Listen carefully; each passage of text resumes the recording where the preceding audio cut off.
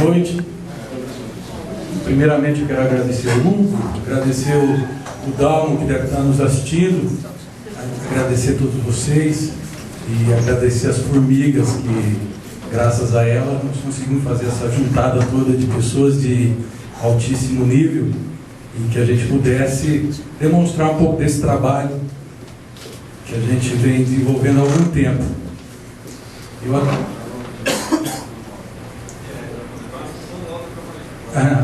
Depois eu dou a bronca neles. Há 2 anos atrás eu era um cidadão comum, como qualquer um de nós. Até hoje sou comum também, mas eu nunca me interessei assim diretamente à questão política, ou mesmo com relação à fraude, ou em relação às situações que o Brasil passa. A gente era aquele brigador. Nunca gostei do PT, da liderança, do modelo que eles traziam, mas também nunca tinha me adentrado num universo desse. Mas aí, determinado ponto, que para mim culminou no segundo turno da eleição, eu precisei vestir a camisa. E aí eu virei um brasileiro, como eu acredito que todos deveriam ser. O brasileiro, aquele que luta pelo país, que vai atrás, que busca, que quer uma mudança, que quer ver o país diferenciado, quer o país rico, maravilhoso que nós somos, prospectado para o mundo, com todo o direito que é, o país mais rico do mundo e um país que vem empobrecendo intelectualmente, vem empobrecendo politicamente, comandado por aquilo que a gente sabe que é o comando do modelo totalitarista desse governo. E eu acredito que não nasceu com o PT, nasceu antes, já vem vindo isso aí de muitos anos. Eu abri um pouco minha mente a respeito disso daí, fui entender um pouco mais o que era a política, o que era o sentimento, o que era, como é que eles vinham dominando nós. E aí, obviamente, dentro dessa minha, como é que eu vou dizer assim, minha revolta, meu nervosismo de ver aquela virada histórica da Dilma em cima do Aécio e aquela diferença de tempo que foi dada ali, que foi o tempo que a gente chama o tempo da virada, e eu tive um momento de revolta, e lá no meu prédio, lá que eu moro, na minha cidade de Umuarama, eu cheguei, eu estava cego, e dei um grito, que toda a minha vizinhança de outros prédios saíram para fora. O que está acontecendo com esse maluco? E meu porteiro falou assim: você está doido? Eu falei: não, é fraude mesmo. E eu me revoltei, eu fiquei muito revoltado. E a partir daquele momento, eu comecei a pensar no estudo. Eu trabalho na área de consultoria já há 16 anos, trabalho com sistemas de informação de empresas de médio e grande porte, e isso que eu procurei fazer da eleição foi o que eu faço nas empresas: trabalhar com os bancos de dados, avaliar aquela massa de dados, a gente trabalha com data mining, e fazer a mineração de dados nas empresas. E eu quis aplicar isso na eleição também, e aí conheci o Dalmo, e por intermédio do Dalmo conheci o Hugo e o Gilson, que foi quando a gente fez a juntada e começou a fazer esse trabalho junto, em conjunto. O primeiro resultado que eu tive, eu trabalhei com uma teoria diferente um pouco deles, que eu tentei trabalhar na teoria da linearidade, e trabalhei com o último dígito. Deu lá, mas aí eu senti que aquilo não ia dar jeito. E aí eu comecei a estudar a NBL, eu chamo de LNB, mas eu chamo de Newcomb Benford Law, a NBL, e comecei a estudar ela. E o primeiro estudo que eu fiz, eu queria validar essa lei. E aí foi quando eu estudei o censo do IBGE, estudei o censo de 2010 e o censo de 2000 e 2010. Eu gostaria que passasse a próxima película. Isso. Então o que eu fiz aqui? Eu fui fazer um estudo estatístico aqui, para mim ver, com base na NBL, que são números concretos. Ela tem sempre a mesma base de formação do primeiro dígito que eu estou trabalhando aqui. Sempre vai ter essa formação quando eu trabalhar do dígito de 1 a 9. Na curva aqui seria o risco laranja, aqui é a minha NBL. Isso seria o padrão. Vocês podem observar aqui na eleição, no censo de 2000, a curva fecha, com essa diferença, vamos dizer, dos 10% aí, não existe 10%. A curva simplesmente ela fecha. E isso já foi o primeiro sintoma. Olha, funciona.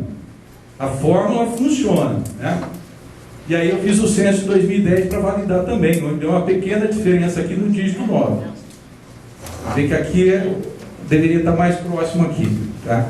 Aqui, teoricamente, tem um pequeno desvio. E aí, poxa, o que acontece aqui? Por que será que o IBGE de repente tem? Mas a gente lembra, por exemplo, que o Fundo Municipal de Desenvolvimento ele é composto com base na população, né? Então, eu não estou questionando o IBGE, mas eu poderia, por exemplo, pensar que o IBGE, em alguns casos, ele, por exemplo, ele chegou um número para poder, de repente, ou colocar algum município para aumentar o fundo, ou ele tirar algum município do aumento de fundo municipal de desenvolvimento, né? Mas isso não é o caso, não estou contestando o IBGE. Mas eu queria, era conformação. Eu queria descobrir que a lei funcionava. Esse foi o primeiro ponto que eu trabalhei. Próxima película, por favor. E aí a gente vem aqui, porque daí eu comecei a trabalhar a eleição do segundo turno, né, que para mim foi a grande questão maior de avaliação. Talvez responda a pergunta do companheiro ali. Porque o que nós fizemos aqui? Nós começamos a trabalhar a questão das zonas eleitorais, totalizações por zonas eleitorais, trabalhando o primeiro dígito da NBL, né?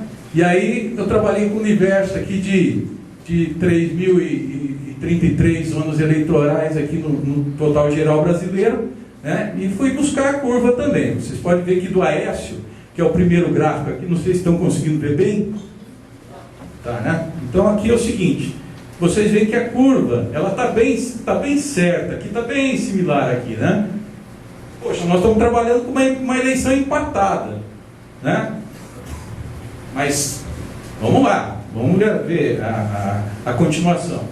Votos em branco, então aqui a gente já começa a ver uma disparidade aqui, né? Que esse número aqui, ele dá uma diferença de mais de 3%, aqui em cima, aqui no desvio médio, que eu utilizei aqui, deu em torno de 15%, né? Que no desvio médio, aqui, o desvio médio deu 10,8%. A curva já não é tão certinha, já tem algumas diferenças no número 1 e tem algumas pequenas diferenças, aqui uma barrigadinha aqui embaixo, aqui, que dá uma pequena distorção. Mas dentro da normalidade, opa, parece que está bonito o número, né? E aí vem a Dilma também, olha só, também a Dilma tem um pequeno desvio também no número 1 e tem uma pequena barrigadinha aqui também. Poxa, mas parece que está tão bonito esse número, né? Parece que a coisa está fechando, né? O sentimento meu foi esse daí. Eu avaliando esses números aqui, olha, parece que a coisa, num geral, né? O que o Hugo fez lá foi desmembrar isso daí. E aqui eu fiz a juntada para mim ver o resultado geral. E aí quando eu entro no nulo já me aparece uma diferença um pouco maior aqui. Até uma diferença grande. Eu considero aqui que já está acima dessa margem, por exemplo, em relação ao número 1 do primeiro dígito, né?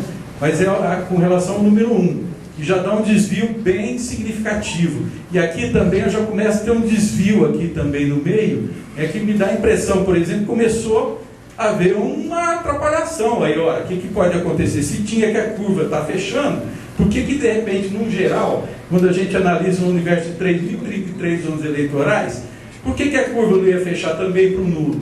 E aí a gente começou a entrar nas questões mais individuais. Aí eu busquei, por exemplo, todos os estados, eu fui fazer uma análise mais elaborada de cada estado para mim ver a composição disso daí. Pode passar a próxima película, por favor. E aí eu caí no estado que tem o maior volume de zonas eleitorais, que é o estado de São Paulo. Então aqui é o seguinte, fui analisar 425 zonas eleitorais, né? Um total para Dilma, por exemplo, de 8.492.000 votos, e fui comparar ela com o Aécio, né? Vamos ver como é que está essa curva aqui, né? Quando a gente olha a Dilma, parece que a coisa está bem concreta, está quase lá, né? Tem uma diferencinha aqui também para cima e tudo mais aqui. Mas quando a gente partiu para a análise do Aécio, por exemplo, já me gerou uma distorção aqui, que era uma distorção totalmente fora da normalidade. Com base na NBL, praticamente a gente invalida essa questão, por exemplo, vamos dizer, a NBL invalidou essa votação do Aécio, porque a diferença ela é muito grande, ela é muito significativa na curva. Ela não acompanha a curva igual acompanha mais ou menos a curva da Dilma, né? Então aqui já gerou, por exemplo, outro ponto de incompreensão, né? Porque o que a gente está falando é de suspeição. Ninguém está falando que houve fraude aqui por enquanto, né? Quem tem que provar isso daí é o STF, né? Nós só colocamos uma dúvida. Nós só trazemos o número para vocês avaliarem. E esse número, obviamente, se houver um questionamento dele para conosco, nós temos que comprovar que isso daqui tem uma base concreta, uma base numérica, e que saiu de uma informação fidedigna, né? Próxima película, por favor.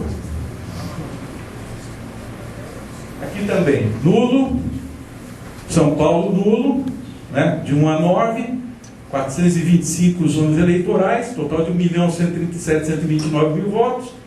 E aí a gente vem também aqui para a questão da avaliação da NBL, que seria o número correto que deveria ser, e aí começam as distorções enormes aqui, né? A gente pega aqui, por exemplo, questão de nulo, que deu um desvio de 36% a menos aqui, 10% do dígito 2, 35% do dígito 3, e assim vai, chegando eu utilizei o desvio médio, 30% desvio médio. E a curva está aqui, para todos verem aqui, né? Isso daqui para nós é um questionamento enorme. Quer dizer que não está dentro da regra. E o voto em branco também está aqui. São Paulo e tudo mais aqui, né? Está aqui, para todo mundo ver que tem um desvio que não é normal. Não deveria ser isso. Próxima película, por favor. Peguei também o Estado de Minas Gerais, que é o segundo colégio maior do Brasil, e fui fazer essa análise aqui. Até porque também lá tem uma situação. A Aécio é primeiro, né? Lá o Pimentel ganhou como governador, e eu queria fazer essa avaliação e avaliar também com um número grande aqui, né? Porque tem essa situação da proporção também. Se eu pegar um estado que tem pouca zona eleitoral, pode ser que haveria uma distorção. Mas com 351 zonas eleitorais, eu acredito que a gente teria um número bem razoável para poder fazer essa avaliação e ter a certeza que ou seria positiva ou poderia gerar um resultado negativo. Então, se a gente pega aqui, por exemplo, o Aécio em Minas Gerais, a gente já tem um desvio aqui da normalidade de 20% do dígito 1. E assim vai. Aqui tem pequenos desvios, vamos dizer. Mas onde concentrou o desvio mesmo foi no número 1. E aqui na Dilma, número 1 também tem um pequeno desvio aqui, mas aqui no número 2, número 3, aqui eu já tenho um desvio de 18%, 23% a mais, né? Então já fugiu também dessa nossa regra aí. Próxima película, por favor. Branco. Olha lá, o branco está bonito até, parece que está bonito, mas não é. Dá um desvio de 20% do dígito 1 no branco, que dá essa elevação, e depois vem vindo. Aqui o número 4, por exemplo, já tem um desvio também fora da normalidade aqui, que seria 35% de desvio aqui. E o dígito 8, mais 33%. Então também está fora do convencional, vamos dizer. E o nulo também, assustador também, é uma diferença enorme no dígito 1, 17%, e aqui ele vem vindo aqui com 13%, 20%, 43% aqui no dígito 3, aqui no dígito 3, 20% no dígito 4, 13% a menos ou a mais, mas a diferença de chegar, de aproximação, era muito, muito grande, né? Chegando a 20% do desvio médio aqui. Então, tá, para mim, também ele, dentro da minha análise, invalidou também. Ou seja, nós tivemos problema aqui também, tivemos problema também no nulo e branco de São Paulo, e também com relação à votação individuais dos candidatos a presidente. Próxima película. Tá. Com relação à NBL, eu fiz aquele estudo, é uma parte que eu quis apresentar, porque é o que eu achei que seria, além do grande volume de zonas eleitorais, né, que a gente teve esse desvio, né, mas o meu estudo não se balizou só na NBL, ele foi um pouco mais adiante. E aí, como a gente sabia que tinha uma limitação em relação ao volume de eleitores, de 400 eleitores por sessão, então também, já que eu estou com um banco de dados, por que eu não posso fazer esse estudo, né? Então eu fui estudar a proporcionalidade, por exemplo, de quantos votos, quantos eleitores que ultrapassaram o número máximo de eleitores por sessão eleitoral, que o máximo é 400 e o mínimo é de 50, eleitores por uma sessão, né? E as fundamentações estão aqui. Santa Catarina até tentou fazer, já tentou colocar uma proposição de alterar para 500 o volume de eleitores, mas ainda não chegou lá, né? Então, por enquanto, a lei que está funcionando é a Lei 14.250 de 1988, que é o que rege essa questão da quantidade máxima de eleitores. E aí me surpreendeu o volume, né? Porque a gente pega aqui em cada estado e começa a analisar a quantidade de sessões eleitorais que ultrapassaram a quantidade de 400, né? E eu cheguei a um volume total de 33.915 sessões eleitorais, ou seja, 7,91% das sessões eleitorais do Brasil, elas ultrapassam o volume máximo de eleitores, né? São 428.894 sessões, né? E nós estamos trabalhando aqui com uma taxa que eu considero altíssima, né? E aqui, obviamente, eu trouxe a questão do volume de hábitos, dos que compareceram, dos que faltaram, e se eu tenho um volume muito alto de pessoas numa sessão, pode ser que aconteça, por exemplo, vou ter esse volume da sessão não dar conta, né? Então, de repente, pode ter gente que não conseguiu chegar lá no final das 5 horas da tarde e pelo volume de pessoas não conseguiu fazer a votação, né? Aí eu fui apurar, percentual de presença para mim ver, né, se já tinha ou não tinha. Está mais ou menos aqui fechando, deu 79,7% de presença. Prova que ela funciona e tudo mais. Então seria infalível na eleição que alguém chegasse para votar e que colocasse a digital e não batesse com outra digital, né? Vamos dizer no caso da nossa jornalista, que ela chega para votar e simplesmente alguém votou no lugar dela. Quem votou? E aí entra o meu questionamento: cadê os livros de assinatura?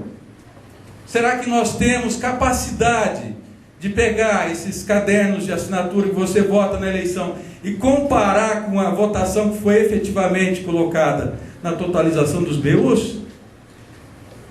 É só questionamento por enquanto, tá? Porque o que nós vamos ver daqui para frente aqui é algo que me deixa com essa suspeita muito grande. É isso que me dá essa impressão. Eu tenho uma extrema suspeita que muita gente que não foi votar, o voto foi computado, né? Pessoas que foram lá votar e que o voto já estava computado, né? Então aí nós vamos brincar um pouco com isso. Eu fui estudar o seguinte: qual que foi a diferença, por exemplo, de votação entre o primeiro e segundo turno por cidade, mas eu quis pegar o seguinte: as cidades que deu mais diferença de votação entre o primeiro e segundo turno. E aonde eu caí? Eu caí aonde? Na região Nordeste. Tem um município aqui que é Varginha, deve ser por causa do ET, que caiu na região Sudeste. Tá? Mas os demais municípios que a elevação foi maior, olha só, aqui eu tenho a diferença de votação do primeiro e segundo turno por estado. E na minha totalização, ela diz o seguinte: que 1,7% menos pessoas votaram no segundo turno. Pô, se menos pessoas votaram no segundo turno, então menos pessoas foram lá. Tudo bem, é normal, acontece, não é? Pô, eu estou com o saco cheio mesmo, não ganhei o meu candidato, por que eu vou votar? Vou justificar, né? Mas eu fui estudar isso daí. E aí eu caí no seguinte: nesses municípios, Alagoas, com 3,3, lá, Giraldo Ponciano, Santana do Mundaú, e aí vai, tá? Tem a lista aqui, Santo Guilherme. Então é o seguinte, 2 minutos, nossa, é difícil, tá? Vamos agilizar, vamos lá. Diferença de votação primeiro e segundo turno aqui. Vocês entenderam isso aqui, né? Enquanto nós temos uma negativa no geral, por que aqui cresce? Né? E aqui também, por zona eleitoral, eu fui buscar as zonas que deu a diferença. Próximo slide, por favor. Rapidinho, amigo. Nossa, está me atrapalhando. Né? Aí, eu caí na situação do Pará. Você vai ter que me dar mais um minuto depois. Pelo problema lá. Mas vamos lá. No Pará. Aí eu fui estudar o seguinte: quais foram as urnas que tiveram mais comparecimento? E se houve uma reincidência desses comparecimentos? E aí eu caí no estado do Pará. Por quê? Né? Vamos lá. O que eu fiz? Eu peguei as urnas que tinham mais de 14 reincidências, né? Acima de 14 para cima, ou seja, de 15 igual a 15 ou maior. Reincidência, lógico que menos tem muito mais urnas, mas eu peguei porque eu estudei que seria um número mais fácil de apresentar. E aí eu caí, simplesmente eu caí no Pará. E o Pará me apresentou o seguinte, que na zona 72, por exemplo, repetiu 311 comparecimentos, repetiram 15 urnas. 316, isso no primeiro turno, 316 eleitores que compareceram, mais 15 vezes, e assim vai. Né?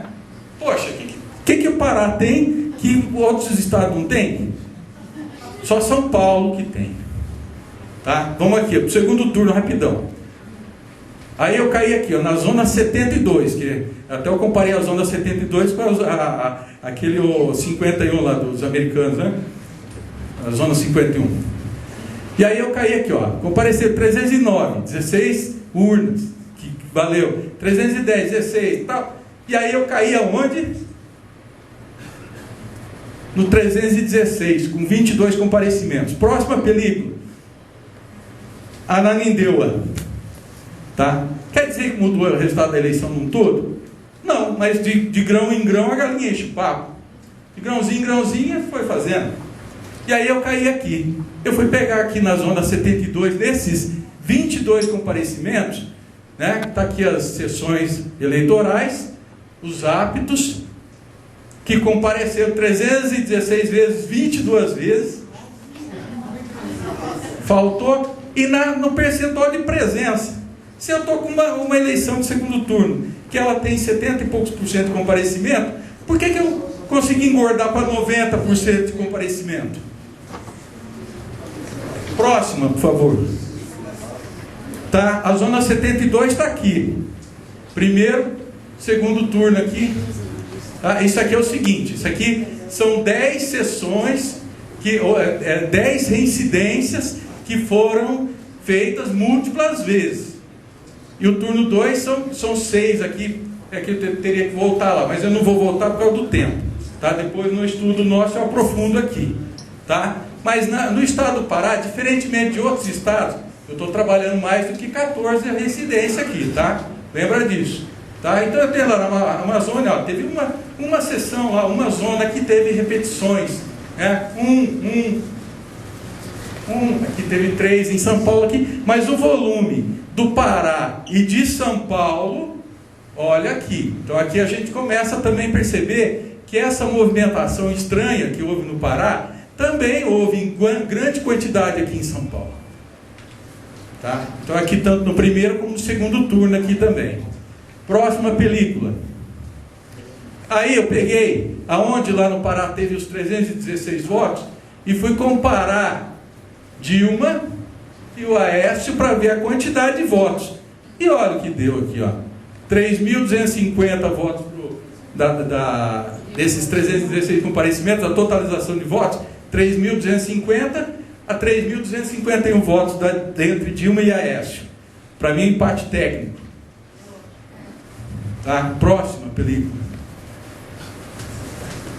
Aqui é o seguinte, aqui é um resultado do Pará também, que eu peguei com relação ao Simão Jatene, que ele é do PSDB, o Helder Barbalho, que foi candidato a governo pelo PMDB, né? Comparei um candidato do PSDB, do PMDB, comparei Dilma, Aécio, e fiz uma comparação aonde, por exemplo, que o Simão Jatene, que era do PSDB, e obviamente na minha cabeça, eu pensei assim, se o cara é do PSDB e está ganhando, por que o candidato do PSDB a presidente também não teria um plus, né? Pô, se todo mundo gosta do cara como o PSDB como governador, por que não incentivaria o voto também para presidente, né? E é o que aconteceu aqui, ó.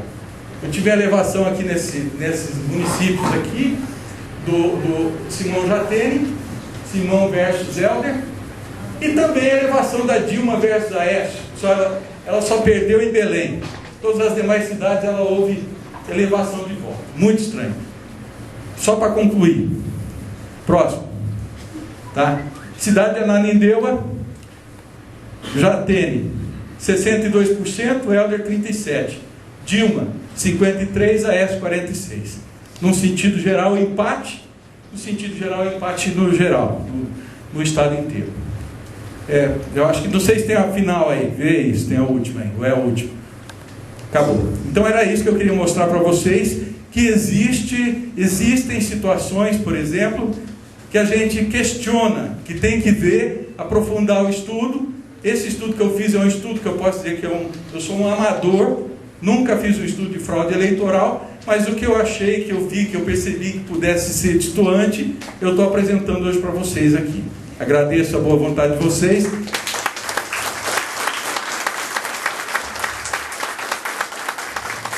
E eu quero fazer aqui